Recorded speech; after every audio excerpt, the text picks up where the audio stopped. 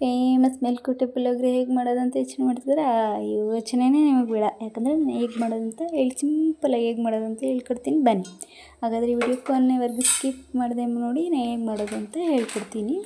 ಮೊದಲಿಗೆ 2 table spoon ಎಣ್ಣೆ ಹಾಕ್ಕೊಂಡು ಅದಕ್ಕೆ 1 ಸ್ಪೂನಷ್ಟು ಮೆಂತ್ಯ, ಹಾಗೆ 1 ಸ್ಪೂನಷ್ಟು ಮೆಣಸು, ಹಾಗೆ 1 ಸ್ಪೂನು ಸಾಸಿವೆ ಆ್ಯಡ್ ಮಾಡಿಕೊಂಡು ಚೆನ್ನಾಗಿ ಫ್ರೈ ಮಾಡ್ಕೊಳ್ಳಿ.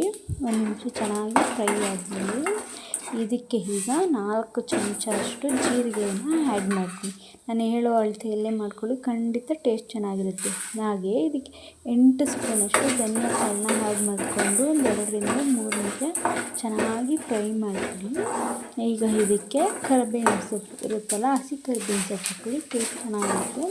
ಅದನ್ನು ಆ್ಯಡ್ ಮಾಡಿಕೊಂಡು ಚೆನ್ನಾಗಿ 1 ನಿಮಿಷ ಚೆನ್ನಾಗಿ ಫ್ರೈ ಮಾಡ್ಕೊಳ್ಳಿ. ಅದಾದಮೇಲೆ ಇದಕ್ಕೆ ಏನು ಆ್ಯಡ್ ಮಾಡಬೇಕು ಗೊತ್ತಾ, ಬ್ಯಾಡಗಿ ಮೆಣಸಿನ್ಕಾಯಿ ಇರುತ್ತಲ್ಲ ಅದನ್ನು ಆ್ಯಡ್ ಮಾಡ್ಕೋಬೇಕು. ನಾನಿಲ್ಲಿ 16 ಬ್ಯಾಡಗಿ ಮೆಣಸಿನ್ಕಾಯಿನ ಹಾಕ್ಕೊಳ್ತಾ ಇದ್ದೀನಿ. ನಾನು ಹೇಳೋ ಅಳತೆಯಲ್ಲಿ ಮಾಡ್ಕೊಳ್ಳಿ, ಖಂಡಿತ ಟೇಸ್ಟ್ ಚೆನ್ನಾಗಿರುತ್ತೆ ಆಯಿತಾ. ನೋಡಿ ಅದನ್ನು ಬ್ಯಾಡಗಿ ಮೆಣಸಿನ್ಕಾಯಿನ ಹಾಕ್ಕೊಂಡು ಚೆನ್ನಾಗಿ 1 ನಿಮಿಷ ಚೆನ್ನಾಗಿ ಫ್ರೈ ಮಾಡ್ಕೊಳ್ಳಿ. ಮೆಣಸಿನ್ಕಾಯಿ ಹಾಕಿದ್ಮೇಲೆ ಜಾಸ್ತಿ ಫ್ರೈ ಮಾಡೋಕ್ಕೆ ಹೋಗಬೇಡಿ. ಈಗ ಇದಕ್ಕೆ ನಾನು 4 ಗುಂಟೂರು ಮೆಣಸಿನ್ಕಾಯಿನ ಆ್ಯಡ್ ಮಾಡ್ಕೊತಾ ಇದ್ದೀನಿ. ಅದನ್ನು ಹಾಕಿ ಒಂದು 20 ಸೆಕೆಂಡ್ ಚೆನ್ನಾಗಿ ಫ್ರೈ ಮಾಡ್ಕೊಳ್ಳಿ ಆಯಿತಾ. ಹಾಗೆ ಇದಕ್ಕೆ ಲಾಸ್ಟಲ್ಲಿ ಒಂದು ಚಿಟಿಕೆಯಷ್ಟು ಅರಶಿನ ಪುಡಿನ ಆ್ಯಡ್ ಮಾಡಿಕೊಂಡು ಅದನ್ನು ಸ್ವಲ್ಪ ಸುಮ್ಮನೆ ಹಾಗೆ ಬಿಸಿ ಮಾಡ್ಕೊಳ್ಳಿ. ಇದೆಲ್ಲ ಚೆನ್ನಾಗಿ ಕೂಲ್ ಡೌನ್ ಆದಮೇಲೆ ಮಿಕ್ಸಿಯಲ್ಲಿ ಪೌಡ್ರ್ ಮಾಡ್ಕೋಬೇಕು ಆಯಿತಾ. ಪೌಡ್ರ್ ಮಾಡ್ಕೊಂಡು ಪುಳಿಯೋಗರೆ ಪೌಡ್ರ್ ರೆಡಿ. ನೋಡಿ ನಾನು ಮಿಕ್ಸಿಯಲ್ಲಿ ಪೌಡ್ರ್ ಮಾಡ್ಕೊಂಡು ಬಂದಿದ್ದೀನಿ. ಕೂಲ್ ಡೌನ್ ಆದಮೇಲೆ ಈಗ ಪುಳಿಯೋಗರೆ ಗೊಜ್ಜು ಹೇಗೆ ಮಾಡೋದು ಅಂತ ಹೇಳ್ಕೊಡ್ತೀನಿ.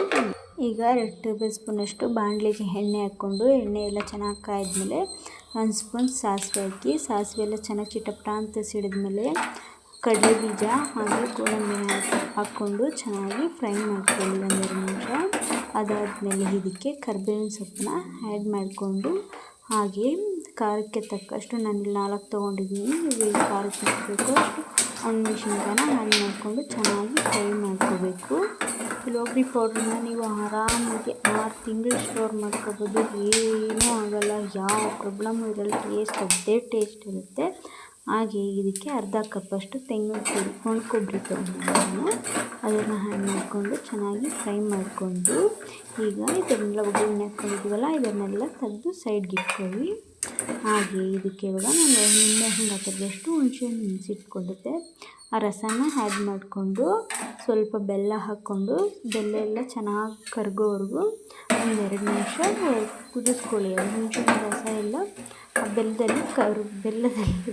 ಹುಣಸೆಹಣ್ಣು ರಸದಲ್ಲಿ ಕರಗುತ್ತಲ್ಲ ನೋಡಿ, ಈ ಥರ ಚೆನ್ನಾಗಿ ಪಾಕ ಬರ್ತಾ ಇದೆಯಲ್ಲ, ಲೈಟಾಗಿ ಪಾಕ ಬಂದಮೇಲೆ ಆಮೇಲೆ ನಾವು ಆಗಲೇ ರೆಡಿ ಮಾಡಿ ಇಟ್ಕೊಂಡಿದ್ವಲ್ಲ ಪುಳಿಯೋಗರೆ ಪೌಡ್ರನ್ನ ಅದನ್ನು ಆ್ಯಡ್ ಮಾಡ್ಕೊಳ್ಳಿ. ನಾನು ಇಲ್ಲೆಲ್ಲ ಆ್ಯಡ್ ಮಾಡ್ತಾಯಿಲ್ಲ, 4 ಸ್ಪೂನಷ್ಟೇ ಆ್ಯಡ್ ಮಾಡಿಕೊಂಡು ಮಿಕ್ಕಿದ್ದು ಸ್ಟೋರ್ ಮಾಡಿ ಇಟ್ಕೊತಾ ಇದ್ದೀನಿ ಅಂತ. ಅದೆಲ್ಲ ಚೆನ್ನಾಗಿ ಅದರಲ್ಲಿ ಹುರ್ಕೊಳ್ಳಿ ಆಯಿತಾ. ನಿಮಗೆ ನೀರು ಥರ ಗೊಜ್ಜಬೇಕು ಅಂದರೆ ಹುಣಸೆ ರಸ ಇದ್ದಾಗ ನೀರು ಸ್ವಲ್ಪ ಜಾಸ್ತಿ ಹಾಕ್ಕೊಳ್ಳಿ. ನಾನಿಲ್ಲಿ ಸ್ವಲ್ಪ ಡ್ರೈಯಾಗಿ ಮಾಡ್ಕೊತಾ ಇದ್ದೀನಿ ಪುಳಿಯೋಗರೆ ಗೊಜ್ಜು, ನನಗೆ ಅದೇ ಥರ ಇಷ್ಟ ಅದಕ್ಕೆ ಆಯಿತಾ. ನೀವೇನಾದರೂ ನೀರು ಥರ ಬೇಕು ಅಂದರೆ ಒಂಚೂರು ಇದು ಹಾಕ್ಕೊಂಬಿಡಿ, ನೀರು ಸರಿ ಹೋಗುತ್ತೆ ಹುಣಸೆ ರಸ ಹಾಕ್ಕೊಂಡ್ರೆ. ಈಗ ಇದಕ್ಕೆ ರುಚಿಗೆ ತಕ್ಕಷ್ಟು ಉಪ್ಪು ಹಾಗೆ ಸ್ವಲ್ಪ 1/4 ಟೇಬಲ್ ಸ್ಪೂನಷ್ಟು ಅರಿಶಿನ ಹಾಕ್ಕೊಂಡು ಚೆನ್ನಾಗಿ ಹುರ್ಕೊಳ್ಳಿ.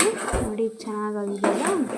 ಈಗ ನಾವು ಆಗಲೇ ಒಗ್ಗರಣೆ ಆ್ಯಡ್ ಮಾಡ್ಕೊಂಡಿದ್ವಲ್ಲ ಅದನ್ನು ಆ್ಯಡ್ ಮಾಡ್ಕೊಬೇಕು. ಇದಕ್ಕೆ ಒಂದು ಸಲ ಚೆನ್ನಾಗಿ ತಿರುಗಿಕೊಡಿ. ಈಗ ವೈಟ್ ರೈಸ್ ಮಾಡಿ ಇಟ್ಕೊಂಡಿರ್ತೀವಲ್ಲ ಅದನ್ನು ಆ್ಯಡ್ ಮಾಡಿಕೊಂಡ್ರೆ ಮುಗಿತು. ನೋಡಿ ಮೇಲ್ಕೊಟ್ರೆ ಸ್ಟೈಲಲ್ಲಿ ಪುಳಿಯೋಗರೆ ರೆಡಿಯಾಗಿದೆ. ಖಂಡಿತ ನಾನು ಹೇಳೋ ರೀತಿ ನಿಮ್ಮ ಮನೇಲಿ ಒಂದ್ಸಲ ಟ್ರೈ ಮಾಡಿ ಹೇಗೆ ಬಂತು ಅಂತ ಕಮೆಂಟ್ ಬಾಕ್ಸಲ್ಲಿ ತಿಳಿಸಿ. ಈ ವಿಡಿಯೋ